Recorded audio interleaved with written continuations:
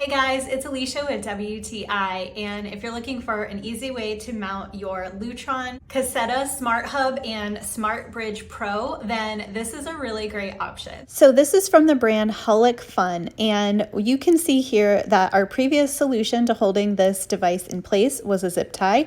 Not the best, so we were super happy to have this very nice little mount that does an awesome job at holding our Smart Hub in place. So it has two pre-drilled holes that you can screw this directly onto a wall, or you can use this adhesive pad to glue it in place and not have to drill any holes at all. So the choice is yours.